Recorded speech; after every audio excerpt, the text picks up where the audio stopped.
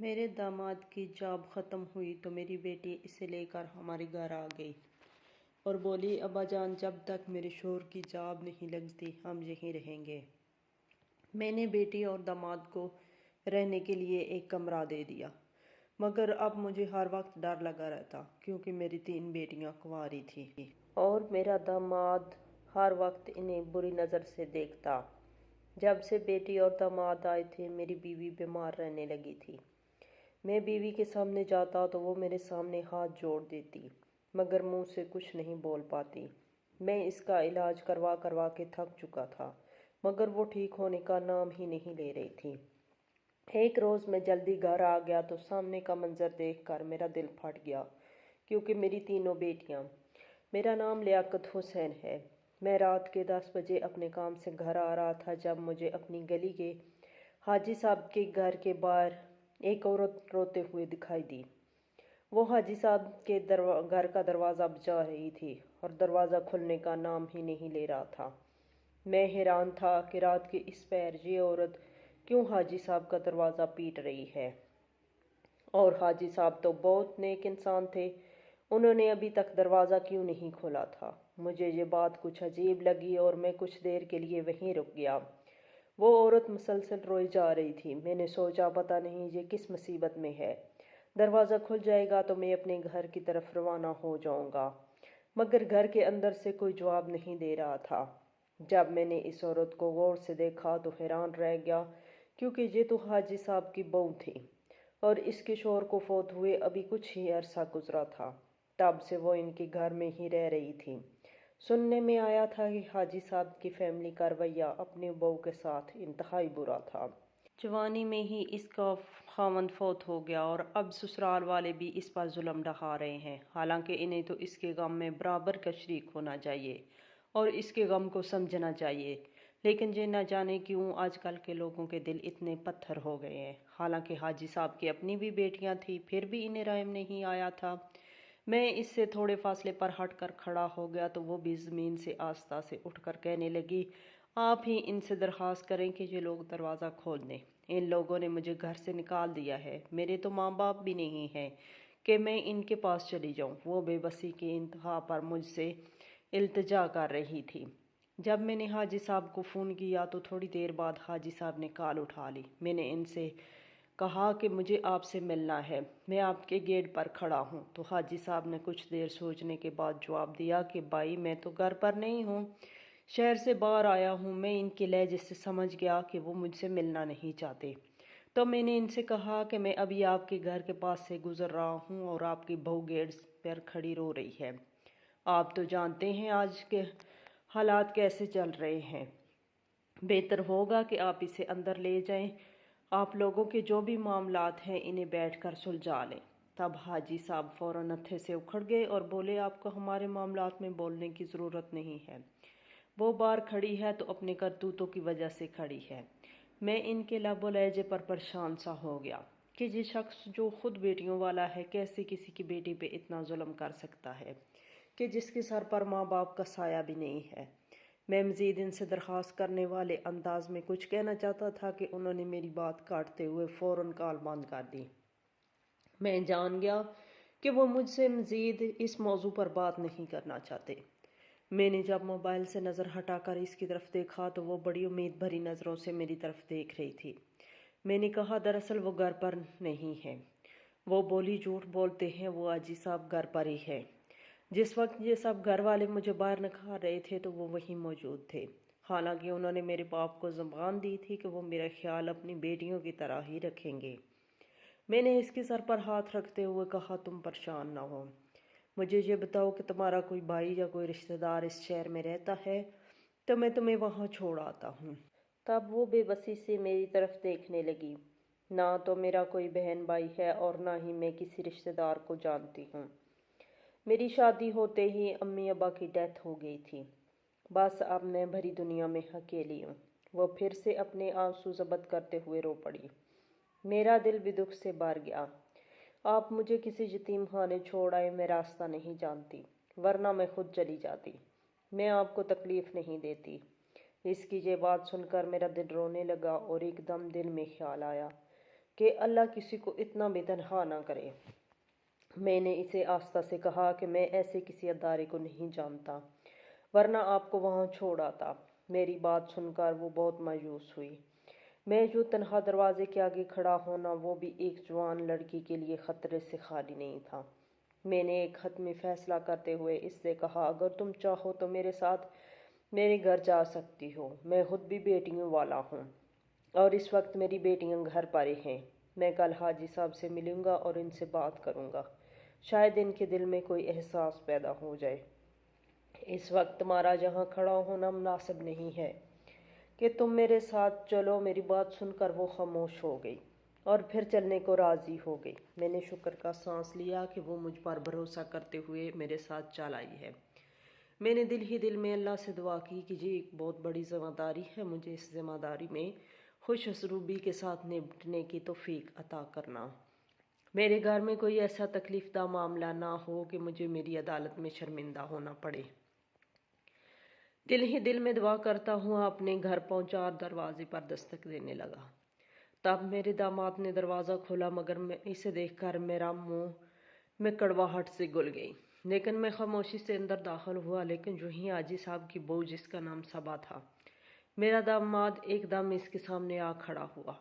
مجھے اس کی یہ حرکت بہت بری لگی۔ تب میں نے اس کا بازو سے پکڑ کر ایک طرف کیا اور جھنجھلاتے ہوئے بولا، یہ کون ہے؟ مجھے اس کا یہ سوال بہت ہی برا لگا تھا۔ اس کا حق نہیں بنتا تھا کہ وہ مجھ سے اس طرح کے سوال و جواب کرتا، لیکن ظاہر ہے وہ میرا داماد تھا۔ اگر اسے سخت بات کرتا تو ہو سکتا ہے وہ میری بیٹی کو تنگ کرے، اس لیے میں اکثر زبان کا مظاہرہ کرتا رہتا تھا۔ میں نے دروازہ بند کیا اور اسے لے کر بیٹیوں کے روم کی طرف بڑھا۔ میرا داماد بھی میرے پیچھے پیچھے آنے لگا۔ ارے انکل، بتائیں نا، یہ کس کو لے کر آئے ہیں؟ کون ہے یہ محترمہ؟ اس کی کوشش یہ تھی کہ کسی طرح وہ صبا کا چہرہ دیکھ لے، حالانکہ اس نے اپنے چہرے کو چھپا رکھا تھا۔ میں نے اس کی بات کو اگنور کیا اور صبا کو لے کر اپنی بیٹیوں کے پاس گیا تو وہ سب اسے دیکھ کر حیران رہ گئی۔ میں نے انہیں بتایا کہ یہ سامنے والے حاجی صاحب کی بہو ہے، اس کی اپنے ہی کمرے میں سونے کی جگہ بناؤ اور کھانے کا پوچھو۔ میں جو ہی باہر نکلا تو میری بیٹیاں بھی میرے ساتھ ہی باہر آ گئی اور سرگوشی میں بولی کہ ابا جی، یہ کس کو اٹھا کر لے آئے؟ ہم کیوں اس کا خیال رکھیں؟ لہجہ دیکھا تو کہا کہ دراصل اس کے والدین فوت ہو گئے ہیں۔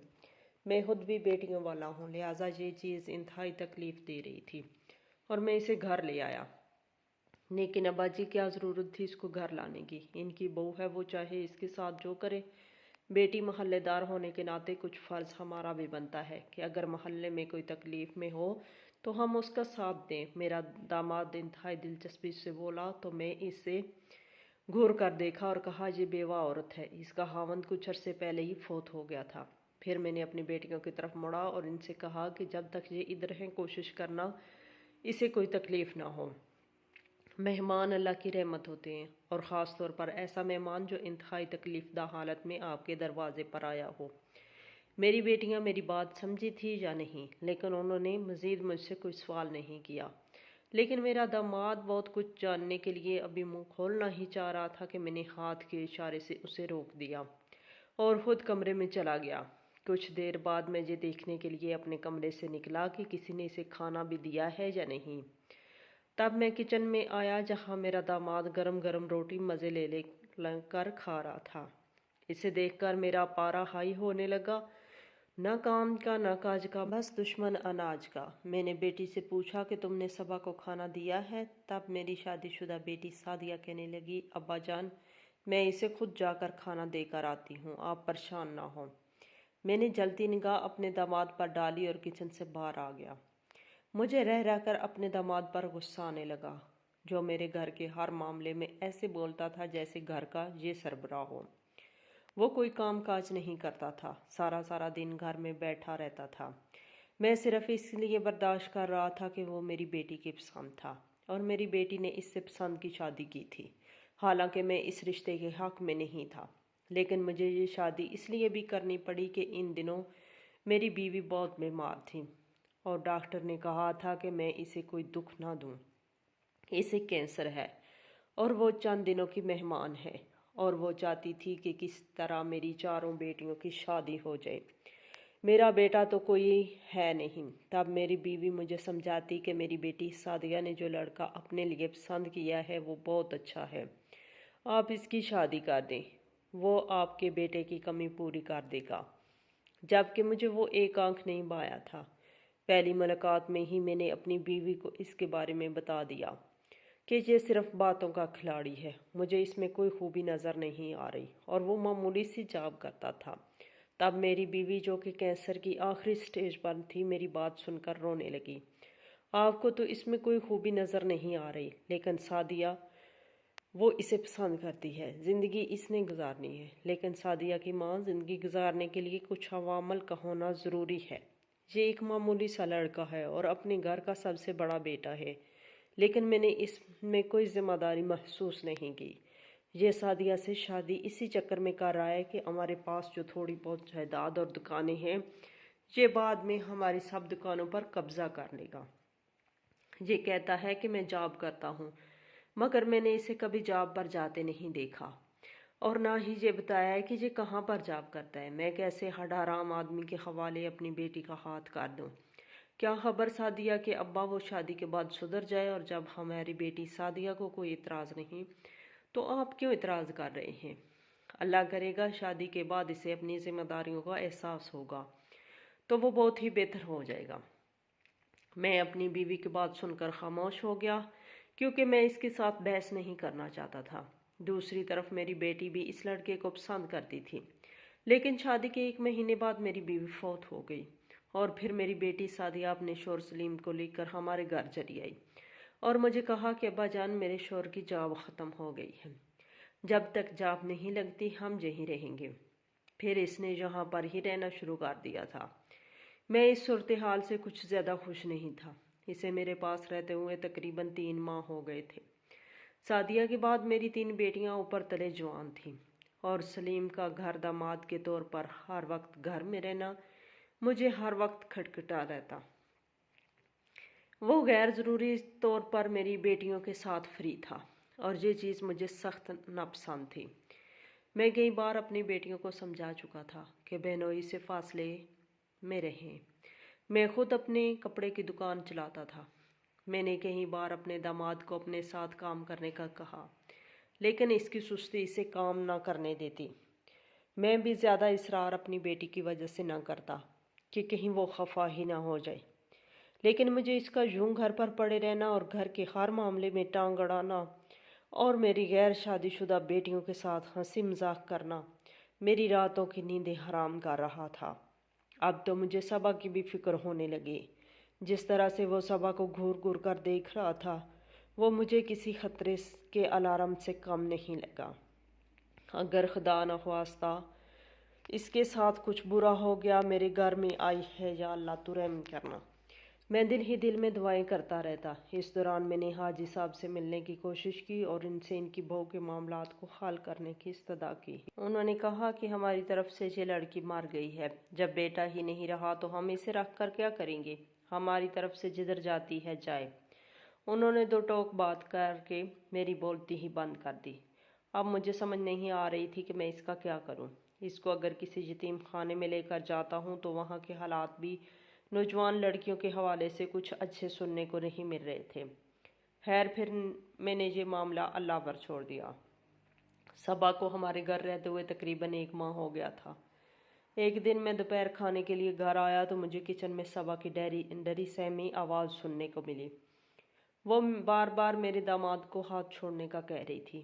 یہ سن کر میرے تن بدن میں آگ لگ گئی، اور میں فوراً کچن میں گیا تو سامنے کا منظر دیکھ کر ہی میرے اوزان خطا ہو گئے۔ میں نے ایک زوردار تھپڑ اپنے داماد کو کھینچ مارا۔ صبا مجھے دیکھتے ہی میرے پیچھے کھڑی ہو گئی اور روتے ہوئے کہنے لگی کہ یہ مجھ سے گندی گندی باتیں کر رہے تھے۔ جب میں نے منع کیا تو انہوں نے میرا ہاتھ پکڑ لیا۔ وہ بیچاری بلک بلک کر روتے ہوئے مجھے بتا رہی تھی۔ مجھے ایسا لگا کہ جیسے میں زمین میں دھنس رہا ہوں۔